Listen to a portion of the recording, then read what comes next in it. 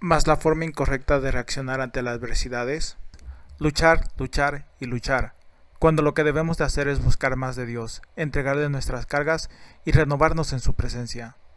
La respuesta de algunos en esta temporada ha sido depender de sus propias fuerzas. En vez de buscar más de Dios, se alejan de Él. Esta respuesta los ha llevado a cansarse, a desanimarse y a frustrarse. Veamos un ejemplo concreto de esta iniquidad en Isaías 30, 15 al 17. Versículo 15 nos dice: En descanso y en reposo seréis salvos, en quietud y en confianza será vuestra fortaleza, y no quisistes. Bienvenidos a todos al canal Rey de Reyes y Señor de Señores, donde se da a conocer el corazón de Dios para fortaleza y guía de su pueblo. En esta transmisión les traigo la palabra de la semana, la cual le he titulado Renuévate y fortalécete en mí, porque el camino es largo, dice el Señor. Amados hermanos, no sé si han sentido la resistencia en estas 2 semanas pasadas, sino incluso el mes. Pareciera como si en esta temporada la oposición, pruebas y adversidad hubieran aumentado. Si tú estás pasando por alguna adversidad, espero que esto sea de aliento y guía para ti. Les recuerdo que el gozo viene por la mañana y las pruebas tienen su tiempo de caducidad. Pues iniciamos con lo que el Señor me mostraba. En el transcurso de la semana, en una sesión de alabanza y oración, el Señor me mostraba 2 imágenes, haciendo referencia a la condición de su cuerpo, la Iglesia de Cristo. En la primera imagen que me mostraba, había un camino no pavimentado. Sí era apto para andar por él, pero no estaba tendido, y estaba sujeto a enlodarse y embachecerse al llover. Les he puesto como tal una imagen de esto primero que veía. La segunda imagen que me mostraba era el mismo camino, pero veía como desde el cielo descendía el pavimento completo de todo el camino, y en un instante todo el camino era pavimentado, y el camino quedaba como ven en esta siguiente imagen. Como tal les mencionaba, esta es la condición de la iglesia, dividida en 2 grupos. Los 2 grupos van por el camino correcto, el caminar con Cristo, pero uno tiene un pavimento fijo, y el camino está estable y es independiente del clima, mientras el otro está sujeto a la condición del clima. El clima es la condición de nuestra vida. A veces es agradable y libre de dificultades, pero en algunos momentos a todos nos viene a visitar la prueba, afrenta o dificultades. Es importante reconocer que Dios sabe todo lo que acontece en nuestra vida, incluso el dolor y sufrimiento de la adversidad, y nada se sale fuera de su control. Pero también conoce cada respuesta de nosotros ante la adversidad, si es la respuesta correcta, que aumentará nuestra fe, confianza y búsqueda de Él, o la incorrecta, donde nos desanimamos, cansamos y nos damos por vencidos. Profundicemos un poquito más en la cuestión de nuestra respuesta. En la respuesta correcta ante la adversidad, dejamos de confiar en nuestras fuerzas, buscamos las fuerzas de Dios y el conocer el porqué de la oposición y el propósito de Dios al permitirla. Los que han tenido la respuesta correcta han reconocido que Dios ha permitido la adversidad y que su intención es obrarla a nuestro favor, como se nos dice en Romanos 8:28. También reconocen que Dios quiere hacer lo siguiente. 1.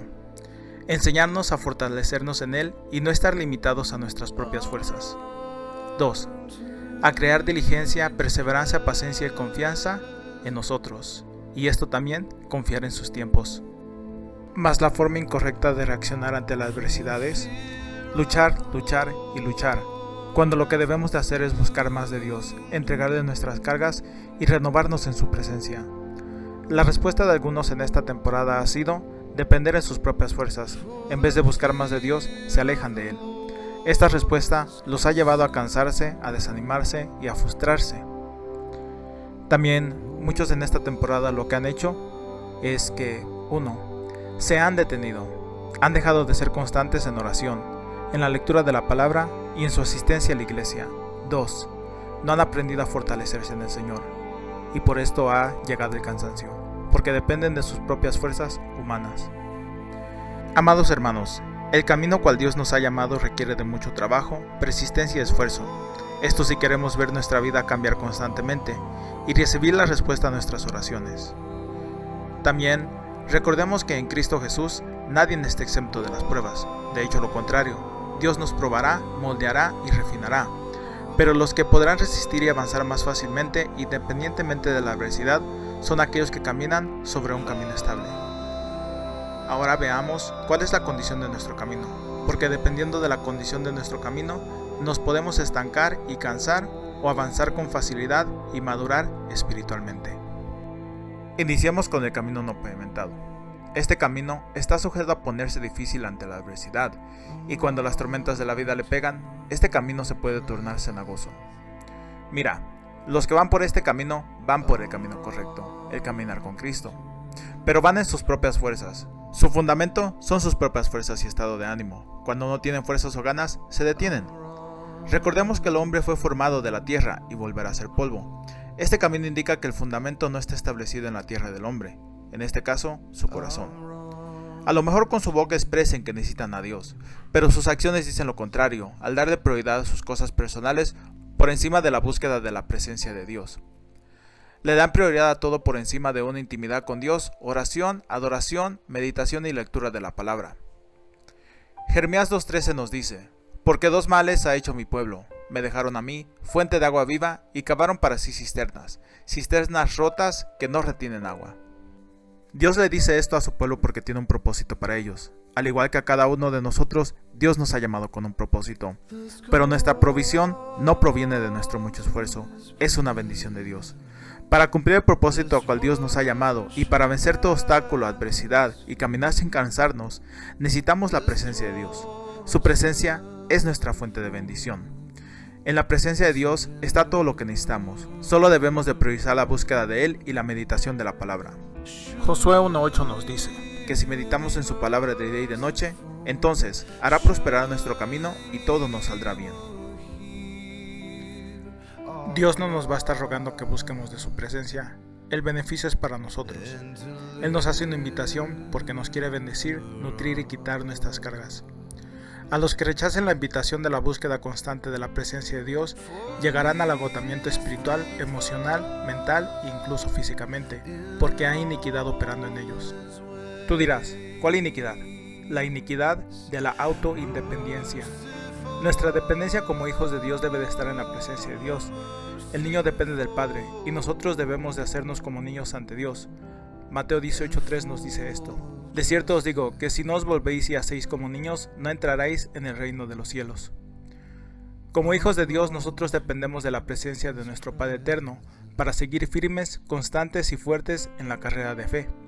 Si no te pasará como a Timoteo, que llegó a temer, desesperarse y desanimarse, y el apóstol Pablo le tuvo que exhortar diciéndole: porque no nos ha dado Dios un espíritu de cobardía, sino de poder, de amor y de dominio propio, en 2 de Timoteo 1:7.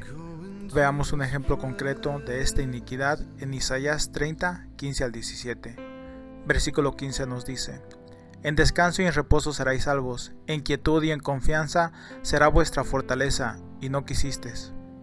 Este versículo indica la importancia de depender a descansar y estar quietos en la presencia de Dios para ver la salvación del Señor y ser fortalecidos.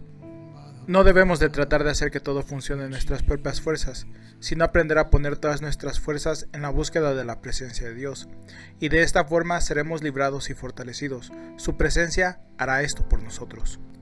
Mas veamos lo que pasa a aquellos que hacen omisión y no priorizan al descansar y fortalecerse en la presencia de Dios. Versículo 16 y 17 nos dice: sino que dijisteis, no, antes huiríamos en caballos, por tanto vosotros huirás, sobre corceles veloces cabalgaremos, por tanto serán veloces vuestros perseguidores. 1,000,000 huirá a la amenaza de 1, a la amenaza de 5 huirán vosotros todos, hasta que quedéis como mastial en la cumbre de un monte, y como bandera sobre una colina. Aquí el Señor le dice a su pueblo que por depender en sus propias fuerzas, ellos tendrán que huir. Y huirán muy rápidamente, pero sus perseguidores serán más rápidos, que ellos tendrán miedo y que serán amontonados como tal y serán vencidos. Esto es lo que les espera como tal a los que dependen de sus propias fuerzas y no priorizan la búsqueda de la presencia de Dios. Ellos pueden luchar mucho, cansarse, hacer mucho y no ver como tal la victoria.